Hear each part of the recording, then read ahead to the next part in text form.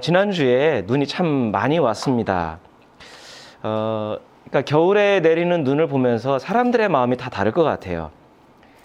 삶의 여유가 있는 사람들은 그 눈을 바라보면서 참 아름답다, 예쁘다, 겨울답다 그렇게 느낄 수 있습니다. 그리고 온 세상을 덮은 하얀 눈을 보면서 마음이 푸근해질 겁니다. 마음속 깊은 곳에서 어떤 추억이나 감동이 일렁이는 그런 것들을 느낄 겁니다. 가지고 있는 시름도 겨울의 풍경을 바라보며 잊기도 할 겁니다. 하지만 같은 눈을 바라보면서 어떤 이들은 시름이 더해질 수 있습니다. 특히 올해는 경제가 너무 어렵습니다. 기름값, 연료값이 치솟아서 겨울을 어떻게 나야 될까? 이번 겨울을 어떻게 통과해야 될까? 이번 겨울을 과연 내가 통과할 수 있을까? 더욱 막막한 마음이 드는 사람들도 있을 겁니다. 그런데 성탄의 분위기와 음악은 이런 분위기와 마음을 더 극과 극으로 나뉘게 하는 것 같아요. 성탄을 즐기려는 마음들, 성탄의 음악을 들으며 더욱 초라해지는 마음들, 양쪽으로 너무 쏠립니다. 그런 것들을 보면서 참 묘하다는 생각을 했습니다. 왜 예수께서는 희망찬 봄도 아니고 따뜻한 여름도 아니라 겨울에 탄생하셨을까? 정확하게 말하자면 왜 우리는 예수께서 탄생하신 이 기념일을 이 추운 겨울, 모든 마음들이 나뉘는 이 겨울, 해와 해가 나뉘는 이 시점에 이것을 기념해야 할까 생각해 봅니다. 삶에 대해서 느끼는 마음도 다르고 마음도 완전히 양극과 음극으로 나뉘는 이때에 우리는 과연 예수님의 이 성육신 예수님의 태어나심을 어떻게 기념해야 될지 그런 생각과 고민을 하게 됩니다. 기독교에서는 예수께서 성육신하신 탄생하신 목적을 거의 단 하나로 규정을 하는 것 같습니다. 이 세상을 구원하시기 위해서 성육신하셨다 믿습니다. 죄로 인해서 구원받을 수 없고 하나님께 나아갈 수 없는 인간들의 죄를 해결하기 위해서 구원하기 위해서 오셨다고 믿습니다. 이것은 큰 틀에서 보면 맞는 말인 것 같지만 구원을 우리가 어떻게 정의하고 구원을 어떻게 생각하느냐에 따라서 이것은 맞는 말이 될 수도 있고 틀린 말이 될 수도 있습니다. 그리스도인들이 보통 죄에서 구원받았다고 할 때 죄를 어떤 걸 생각하죠? 각자 자기들의 개인들의 죄를 생각합니다. 구원이라고 하면 각자 개인들의 구원을 생각을 합니다. 자신들이 지었던 죄를 용서받고 그리고 천국에 가는 그것을 구원이다. 보통 그렇게 생각을 합니다. 그러니까 구원이 한마디로 이야기하면 뭐예요? 천국에 들어갈 자격을 얻는 걸 구원이라고 생각합니다. 그러면 천국은 뭔가요? 천국은 보통 이렇게 생각을 해요. 죄와 불의가 가득한 이 세상과는 다른 하나님께서 여기 말고 별도로 만들어 놓으신 또 다른 내세의 세상이 천국이라고 여깁니다. 말하자면 천국은 죄와 고통이 있는 지금 이 세상, 우리가 살고 있는 이 세상을 벗어나는 거고 그리고 여기와는 다른 전혀 다른 곳으로 가는 것을 천국이라고 여깁니다. 근데 여러분 과연 성경에서 말하는 구원이 그런 것일까요? 그럼 우리가 하나 질문을 생각해 볼 필요가 있어요. 그러면 하나님께서 만드신 이 세상, 하나님께서 만드신 이 세상에서 살아가는 사랑하는 사람들이 있는 이 세상을 그 버릴 마음을 수천 년 전부터 먹고 계셨던 걸까요? 그럼 그 수천 년 동안 살아왔던 사람들은 도대체 뭔가요? 하나님께서 버리실 마음을 먹은 세상을 살았던 거라고 생각하면 그게 과연 옳은 것일까요? 수천 년이 흐르는 동안에 그 사랑하시는 수많은 사람들이 죽어갈 동안 천국이라는 별도의 세상으로 신자들만을 옮길 계획을 하나님이 품으셨을까? 우리는 상식적인 선에서 우리의 신앙에 갖고 있는 가치관을 한번 점검해 봐야 됩니다. 근데 성경은 이와는 전혀 다르게 말씀하고 있습니다. 우리 창세기 9장 말씀 같이 읽겠습니다. 이제 내가 너희와 너희 뒤에 오는 자손에게 직접 언약을 세운다. 너희와 함께 있는 살아 숨쉬는 모든 생물, 곧 너와 함께 방주에서 나온 새와 집짐승과 모든 들짐승에게도 내가 언약을 세운다. 내가 너희와 언약을 세울 것이니 다시는 홍수를 일으켜서 살과 피가 있는 모든 것들을 없애는 일이 없을 것이다. 땅을 파멸시키는 홍수가 다시는 일어나지 않을 것이다. 홍수 심판 이후에 하나님은 한 가지 약속을 하셨어요. 다시는 생명들을 없애는 일들은 없을 것이다. 땅을 파멸시키지 않을 것이다. 약속하셨습니다. 어떤 이들은 이것을 홍수 심판, 이 땅에 그런 홍수가 일어나지 않을 거라고 생각해서 홍수에만 포커스를 맞추는데 아니에요. 하나님은 이 세상을 파멸할 마음이 없으신 거예요. 그러니 그 홍수 심판의 약속 이후에 수천 년이 흐른 후에도 하나님께서 이런 약속을 주신 거죠. 우리 요한복음 3장 16절 말씀입니다. 하나님께서 세상을 이처럼 사랑하셔서 외아들을 주셨으니 이는 그를 믿는 사람마다 멸망하지 않고 영생을 얻게 하려는 것이다. 여러분, 외아들을 주실 만큼 사랑하는 세상을 하나님이 과연 멸망시키실까? 우리가 한번 생각해 봐야 되죠. 그리스도인들은 이 세상이 죄와 어떤 불의가 가득해서 세상살이가 너무 힘들어서 세상에서 믿음으로 살기가 너무 고통스러워서 보통은 이곳이 아닌 저곳에 천국을 소망합니다. 이 땅은 더 이상 희망과 가능성이 존재하지 않는다. 그렇게 생각을 해서요. 믿는 자들만을 위한, 여기 말고 하나님이 믿는 자들만을 위한 별도의 공간 세상을 만드신 게 천국이라고 생각하고 천국에 가기를 소망합니다. 근데 저는 이것이 일종의 보상심리가 아닐까라는 생각을 해요. 믿지 않는 사람들과는 다르게 믿음으로 살았으니까 보상도 불신자들과는 다르게 받아야 된다는 생각에서 이런 천국에 대한 이미지를 우리가 갖고 있지는 않을까 생각해 봅니다. 그런데 창세기 말씀도 그렇고요. 수천 년이 지난 다음에 요한복음의 말씀도 그렇고요. 하나님은 세상을 사랑하셔서 세상을 구원하기 위해서 하나님께서 만드신 세상에 하나님의 나라가 이루어지도록 예수님을 이 땅에 보내셨어요. 여러분, 우리가 세상을 멸망시킬 마음이 조금이라도 있다. 어차피 여기는 망할 세상이다.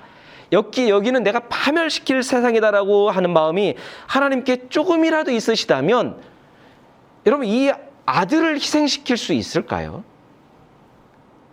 어차피 없애버릴 세상이라면 아들을 희생시킬 이유가 저는 전혀 없다고 생각을 해요. 차라리 천국에 별도의 천국이 있다면 거기에 집중해서 거기에 모든 것을 다 걸어서 만드는 게 낫지. 여기는 어차피 파멸시킬 세상인데, 없애버릴 세상인데 이 땅에다가 아들을 보낸다? 저는 앞뒤가 맞지 않는다고 생각합니다. 여러분, 이것만 봐도 하나님은 이 세상의 회복을 원하시는 거예요. 하나님께서 만드신 이 세상, 하나님이 너무 좋다라고 하는 이 세상, 그 너무 좋은 세상에 하나님이 사랑하시는 사람들이 가득한 이 나라에, 이 세상에 하나님의 나라를 회복시키려는 계획을 하나님은 포기하지 않으시는 거예요. 우리는 죄가 있으니까, 살기 힘드니까, 하나님의 공의가 무너졌으니까 이 땅에 희망이 없다라고 우리는 지레 짐작하고 판단하지만 하나님은 포기하지 않으시는 거예요. 포기하지 않으시니까 아들을 보내시는 거겠죠. 더욱이 예수님의 탄생에 대한 기록에서도 하나님의 계획, 예수님의 성신의 목적을 더 명확하게 알 수 있죠. 여러분, 우리가 영웅서사를 너무 잘 알고 있습니다. 어떤 나라를 만들거나 이 세상을 구원하는 영웅들의 그 서사, 역사를 우리가 알고 있어요. 여러분, 세상을 구원할 구원자 영웅이라면 어떻게 해야 되죠? 강력한 모습으로 세상에 비추어져야 됩니다. 남다른 능력과 힘과 모든 것을 갖춘 사람으로 묘사되어야 사람들이 거기에 동조를 합니다. 강력한 장부의 모습으로 세상에 나타나거나 사람들이 압도될 만한 가문이나 혈통을 타고나는 게 구원자의 역할을 하는데 한결수월해요. 그게 유리합니다. 만약에 천국으로 별도의 세상으로 사람들을 구원하는 게 하나님의 계획이라면 여러분 한날 한시가 급하지 않을까요? 한시라도 빨리 구원자의 역할을 해야 하나님의 계획이 빨리빨리 진행되어야 한 명이라도 더 천국에 데려갈 수 있어요. 그러니까 예수께서 예수님을 유혹했던 사탄의 말처럼 성전 꼭대기에서 뛰어내리는 것이 사람들의 환심과 존경을 끌어내는데 더 효율적이고 더 강력합니다. 근데 예수께서는 대단한 가문도 아니고요. 혈통도 아니고요. 어떤 대단한 능력으로 태어난 모습도 아니고요. 가난한 집안에서 아기의 모습으로 태어나셨어요.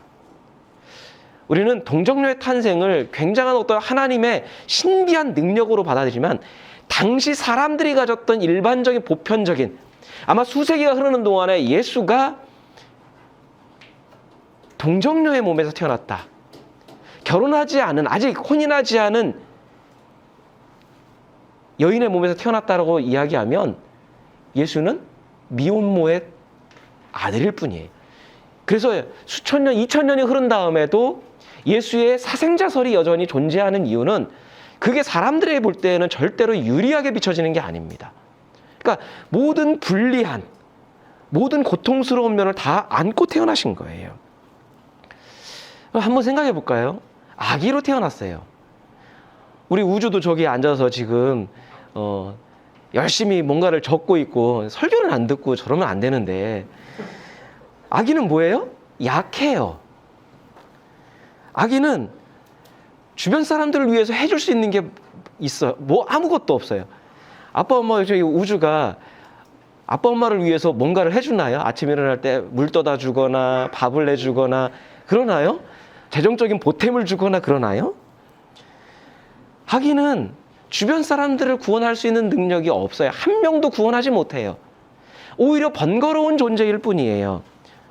구원하기는커녕 주변 사람들의 도움이 필요하고요. 돌봄이 필요하고 주변 사람들의 희생이 있어야 돼요. 자기 몸 하나 책임지고 가족 건사하려면 최소한 얼마 기다려야 돼요? 20년은 지나야 됩니다. 여러분 구원이 천국에 가는 문제라면 단순히 죄를 해결받는 것이라면 아기로 이 땅에 구원자로 오신다? 이건 너무나 비효율적이에요. 장부의 모습으로 딱 하늘에서 쭉 내려오시는 게 훨씬 더 낫고 그 순간부터 구원이 이루어질 수 있는데 아기로 태어나서 최소한 20년 이상이 지난다? 너무 비효율적입니다. 시간 낭비예요. 세상을 구원하러 오신 분이 왜 최소 20년의 세월을 허비해야 되나요? 그것도 자신이 구원하려고 하는 죄인인 사람들에게 돌봄을 받아야 되는지. 그리고 아기로 태어나면요. 주변 사람들에게 인정받는 게 힘들어요. 특히 변변치 못한 가문이나 가난한 집안에서 태어난다면 존경, 신뢰 이것을 받기보다는 어떤 대상이 돼요? 동정과 연민의 대상이 될 뿐입니다. 태어나서 자라는 과정을 봤습니다. 어렸을 때 모든 모습들을 다 봤습니다. 어떤 문제, 어떤 말썽을 일으켰는지 그 집안에 어떤 문제가 있는지를 주변 사람들이 다 알고 있다면 인정받기가 너무 힘들어요. 신비로운 모습이 없어요. 구원자라고 하면 뭔가 신비로운 모습이 있어야 됩니다. 우리와는 다르다. 뭔가가 있다. 근데 다 알고 있으면 구원자의 역할을 하기가 힘듭니다. 그래서 예수께서 공생의 생활을 하실 때 가족들과 동네 사람들에게 구원자는커녕 선지자로도 인정받지 못했다고 예수님이 입으로 직접 고백하셨어요. 우리 요한복음 말씀 같이 읽겠습니다. 예수께서 친히 밝히시기를 예언자는 자기 고향에서는 존경을 받지 못한다 하셨다. 다 하니까 존경받을 수 없는 거예요. 존경을 받지 못하는데 어떻게 구원자의 역할을 해요? 아기로 태어나서 사람들 사이에서 자라게 되면 이런 결과는 당연합니다. 성장 과정을 다 알고 있는데 집안에 어떤 어려움과 문제가 있는지 성장 과정에서 어떤 실수를 했는지 어떤 약점이 있는지 알고 있는데 존경받기가 어렵죠. 그런데도 불구하고 왜 예수께서는 강력한 힘을 갖춘 완벽한 모습을 갖춘 구원자의 모습으로 오지 않으시고 아기로 태어나셨을까? 왜 오랫동안 사람들의 돌봄을 받아야 되고 성인이 되기까지 최소 20년이 넘는 세월을 허비해야 되는, 시간을 낭비해야 되는 아기로 태어나셨을까? 여러분, 하나님께서 인간의 몸으로 이 땅에 오셨으면 당연한 축하를 받아야 되는 거죠. 하나님께서 세상을 구원하려는 원대한 계획을 실행하는 시작이 성육신이라면 그에 맞는 경배를 받는 게 마땅합니다. 하지만 우리가 예수님의 탄생을 기록한 복음서의 기록들을 보면 예수님의 탄생은 고요했고 쓸쓸했고 어떤 면에서 보면 서러웠습니다. 성경의 기록대로라면 아기가 태어나자마자 눕힌 곳이 가축들의 먹이를 담는 구유라면 이거는 축복받는 탄생이 아니라 태어나지 않은만 못한 저주지요. 여러분, 만약에 내 자녀가 낳을 곳이 없어서 외양간이나 짐승의 우리에서 태어나서 그 구유에 담겼다고 여러분 스스로 한번 생각을 해보십시오. 이걸 어느 부모가, 그리고 주변에 있는 어느 누가 축복된 탄생이라고 여길 수 있을까요? 저 같으면요, 서러워서 울 것 같아요. 왜 우리 처지가 이런가? 네가 이렇게 태어나지 않는 게 차라리 나을 뻔했는데 왜 우리 자녀로 태어나서 이런 서름과 아픔을 네가 다 짊어져야 되는가? 그럴 것 같아요. 게다가 예수님의 탄생을 전할 천사가 축하 사절단으로 택한 사람들은 딱 한 부류인데요. 누구예요? 유대 사회에서 부정하고 불결에 기피하는 대상이었던 목동들이에요. 최소한 이 땅의 구원자, 하나님의 아들이 이 땅에 오셨다고 하면 뭔가 근사하고 번듯한 사람들이 와서 그것을 보고 전해야 될 텐데, 유대 땅에서는 부정한 사람들로 냄새나는 사람으로 불결하다고 해서 사람들 사이에서도 살 수 없었던 목동들이 예수님의 탄생 당일에 왔던 축하 사절단이에요.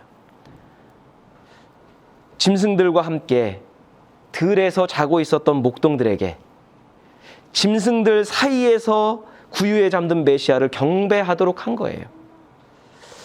여러분, 이거 그림을 한번 그려볼까요?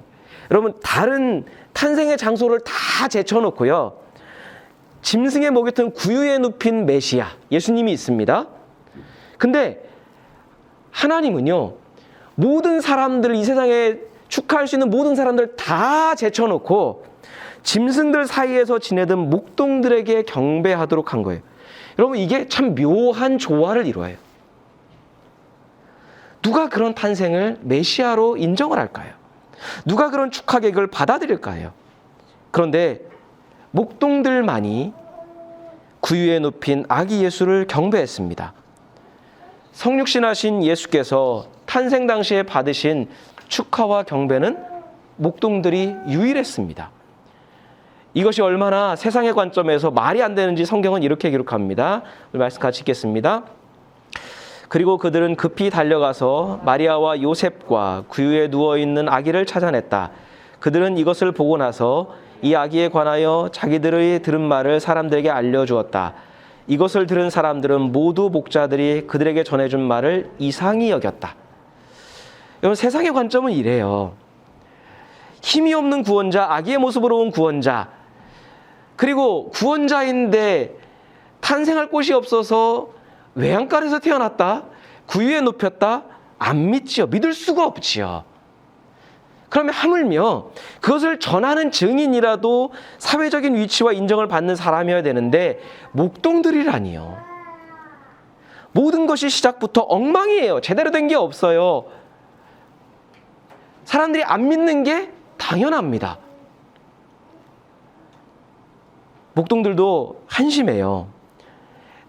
아기가 자라서요, 메시아의 역할을 할 때쯤이면 그 사람들은요, 죽어서 없을 수도 있어요. 이 세상 사람이 아닐 수도 있습니다. 당장에 자신들에게 주어지는 게 아무것도 없어요. 아기 예수는요, 자신들의 현재 삶을 나아지게 할 수 있는 게 아무것도 없습니다. 당장 현실적인 대안을 줄 수 없다면 아무리 이 아기가 메시아라도 경배할 이유가 없는 거죠. 나에게 도움이 안 되는데. 이러한 모든 것들은 우리가 생각하는 구원과 예수님의 성육신의 목적이 다를 수 있다는 것을 보여주는 거죠. 우리는 철저히 우리 입장에서 우리에게 유리한 것을 보고 믿으려고 하지만 하나님의 계획은 전혀 다르다는 거죠. 즉, 구원은 단순히 우리의 개인적인 구원의 죄에 대해서 무죄를 선고하는 게 아니라는 거예요. 구원은 이 세상을 떠나 별도의 천국으로 옮겨가는 게 아니라는 것이죠. 예수께서 탄생하실 때 수많은 천사들은 목동들 앞에서 이렇게 하나님을 찬양합니다. 같이 한번 읽겠습니다. 갑자기 그 천사와 더불어 많은 하늘 군대가 나타나서 하나님을 찬양하며 말하였다. 더없이 높은 곳에서는 하나님께 영광이요 땅에서는 주님께서 좋아하시는 사람들에게 평화로다. 더없이 높은 곳에서는 하나님께 영광이라는 찬양은 그리스도인들에게 지극히 당연한 말입니다. 아무런 의문도 생기지 않습니다. 그런데 뒤따르고 있는 찬양은요, 곰곰이 되새겨볼 필요가 있어요. 이 말에는 두 가지 전제가 숨어 있습니다. 하나는 뭐예요? 땅에는 주님께서 좋아하시는 사람들이 있다. 이 땅에 주님께서 좋아하시는 사람들이 있다. 또 하나 뭐예요? 주님께서 좋아하시는 사람들이 살고 있는 땅에 하나님은 평화를 주기를 원하신다. 두 가지 전제가 숨어 있죠.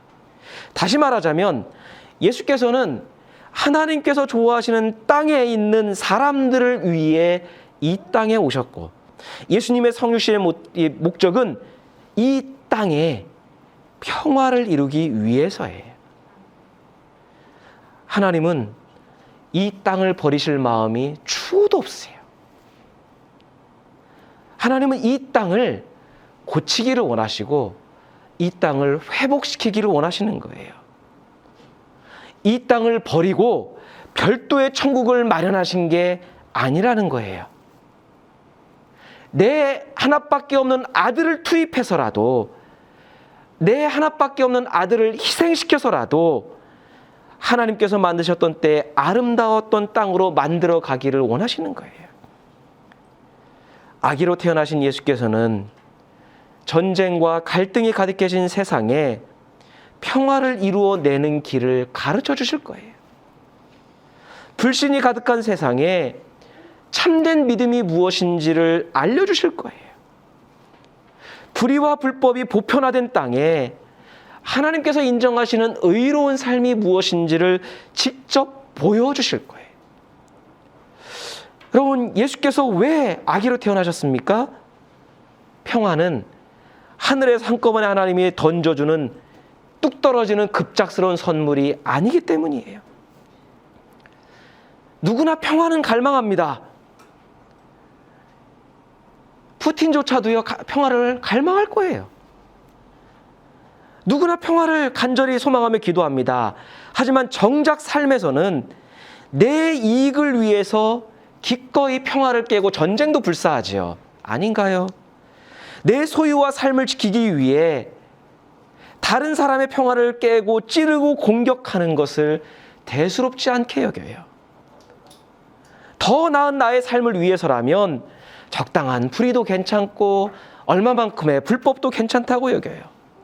한 번쯤은 괜찮겠지, 나중에 회개하면 된다고 편하게 생각하는 경향이 있습니다. 여러분, 이런 마음과 이런 생각이 갖고 있는 신앙에 하나님께서 평화를 던져주신다, 한꺼번에 주신다 한들 그게 과연 가치 있는 평화가 될 수 있을까요? 그 가치를 과연 깨달을 수 있을까요? 평화는 하나님과 하나님의 뜻을 아는 하나님의 백성들이 차근차근 만들어가고 세워갈 때 진정한 가치가 있는 것이죠. 평화를 위해서 씨를 뿌리고, 평화를 위해 희생하고, 평화를 위해 기다리는 시간이 있어야 평화가 주어졌을 때, 아, 이게 진짜 귀하구나, 이게 정말 가치 있구나 알게 되는 거죠. 왜 아기 예수께서 오셨을까요? 이 땅의 평화는 영웅 메시아나 강력한 구원자가 한 방에 가져오는 게 아니기 때문입니다. 아기 예수와 함께 싹이 트고 자라는 게 평화예요. 아기 예수와 함께 꿈을 꾸고 아기 예수의 가르침을 존중하는 사람들과 함께 퍼져나가는 거예요. 예수께서는 영웅으로 이 땅에 오셔서 할 일만 하고 훌쩍 하늘로 올라가는 그런 방법을 택하지 않으셨어요. 이 땅에 나고 자라면서 때로는 사람들에게 외면과 괄시도 받으시면서 사람들 사이에서 살기로 하셨어요. 하나님께서 이 땅을 얼마나 사랑하시는지, 하나님께서 우리들을 얼마나 좋아하시는지, 오랜 기간을 이 땅에 머물면서 자라시면서 가르치시고 보여주시고 느끼게 해주신 거예요. 여러분, 평화는 누가 만들어가는 건가요? 구유에 누인 아기 안에 하나님의 뜻이 있고 하나님의 평화가 깃들어 있는 것을 아는 목동들과 같은 사람들을 통해서입니다. 가진 사람들, 넉넉한 사람들, 이미 자기만의 평화를 누리고 지키고 있는 사람들은 아기 예수의 방식을 좋아하지 않습니다.